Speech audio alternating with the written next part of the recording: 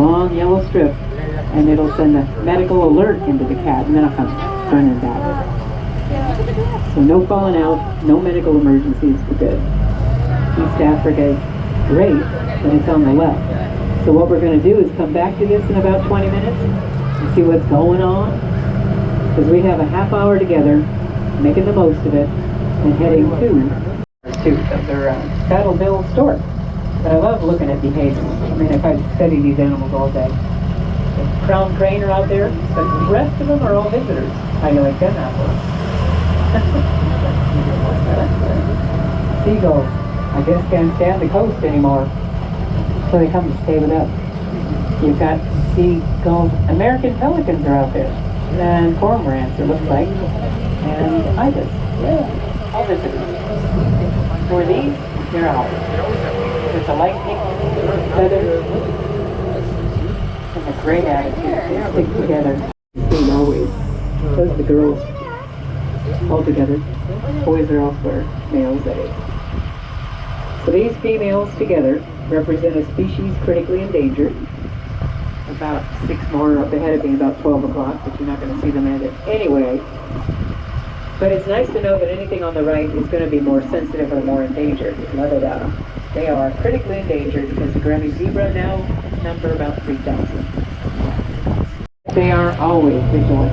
Here on the right side you have some Somerang gazelle, happily enjoying the day, but always vigilant because they don't like it when we get out of vehicles at all. They're on the left-hand side. You can imagine when the veterinarians have to be out there, out of their trucks. Everybody's like gone in an instant. It's not easy. Even when you stop, if something's going on in the field where the care specialists are out of the vehicles, as we saw, every single species will be standing there vigilant, looking in that direction, like, it's not me. I'm good so far. The ellipse and waterbuck are looking. The sable antelope without the circle on the rear are looking. And believe you me, so are the people in the back of that truck. What's going on over here? That is something you should take sometime. If you haven't, it's called a wildlife safari truck. I do the tours on that too. Maybe you'll see me there sometime. They're really fun and you get a closer venue for sure.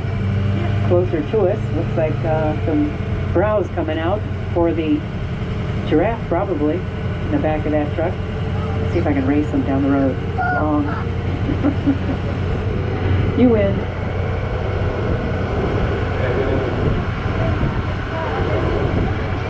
We used to work in the bird department to prepare the diet. So you've got all kinds of stuff. Hey, hello, more stuff, good stuff. Hay bales, big leaves. Oh, somebody's getting some good stuff today.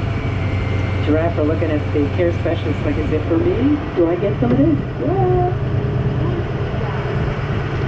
You should see these trucks all lined up at the hay barn at 6 a.m., one behind the other, like 20 deep. It's really goosebumps. Like, wow, you going out there, Dan? Lucky. Fun.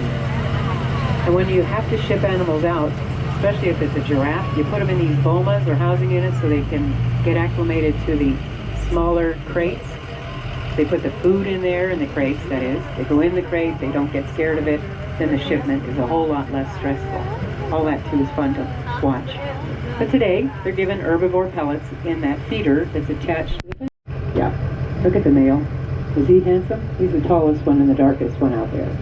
Looking at the keepers like, hey, you passed me up here. This is supposed to be my stuff that you're giving me. Nope, not you. Hey, I want some of that.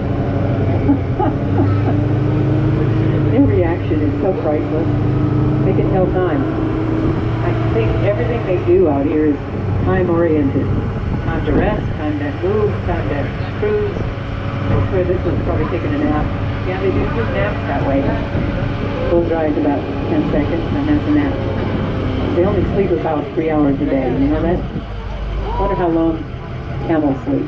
Hey, Dune, on the right side, sitting there good as gold on the hill. That's his name. Dune. What's up? Nothing. Can you flap your lips? A little bit? Nothing?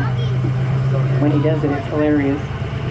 And then he keeps it up. I forgot what he was doing. I did it more. Their behaviors are indeed fun to watch.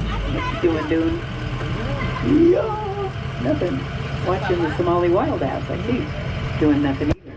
Up ahead of us. Well, they're eating. So before anything else, look left, because near that truck are some of the Cape Buffalo and Eland. You can tell which ones are which, I hope. Cape Buffalo are definitely something you avoid. You mess with one, the whole herd comes after you. They'll mess with you. Bad. The mob attack is well documented, and even lions are smart enough to stay away. Somali wild ass are interesting for a lot of reasons. One, they're critically endangered. Why? Because it's not urbanization, it's human conflict. But within the herd structure, more interesting to me is that some of the females are more influential than others. In the middle. Keep looking over the rooftop. Now raise your hand if you see them. We did it. You know how hard it is to find them? Because we're asked not to stop on hills. But you got to view the valley as well. It's beautiful from here. Best view anywhere in the park, to me. And when you look down in the water at these roan antelope, they're sometimes called horse antelope because of the thick neck and the way they run, kind of trotting. But they are simply impressive. Communications are subtle, and it depends on where they put the head. Up is aggression, down is submission, side to side is kind of annoyance. And the males have to set the stage for, you know, who's going to be the alpha male and all that stuff. Head conflict, horns flailing. But a submissive gesture for them means turn your head away to the side, bearing your neck to the opponent, and the dispute is over. So it really is a tremendous thing to watch as the males are setting the stage for, yeah, today, head to head, maybe not, usually not in the water, but they're testing the waters, I'll tell you. Those two fellas for sure. Up ahead of us on the left, about 12 o'clock near the palm trees, stands another animal from what we refer to as woodland areas. That is a lowland Nyala. And then, on the right, opposite the woodlands, a forest representation. The Africa forest specifically, with some. Measure that. The other three species in here I do not see. But if on the left side, those lavender coats appeal to you, the Gemsbok have another name, South African oryx. The color lavender, though, is like any other. But they too have that distinct mask, known as a threat mask, that helps them communicate with the head up, down, sideways, and all that stuff. Pretty simple, but effective. The animal world can teach us a lot. And there's a lot to compare to our world. They have babysitting units. The giraffe have 7 vertebrae in their neck like we do.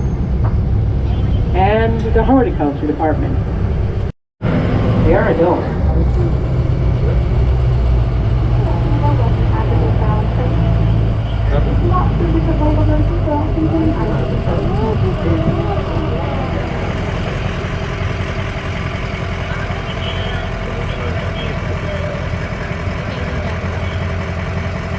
Okay, I have to listen to these radios.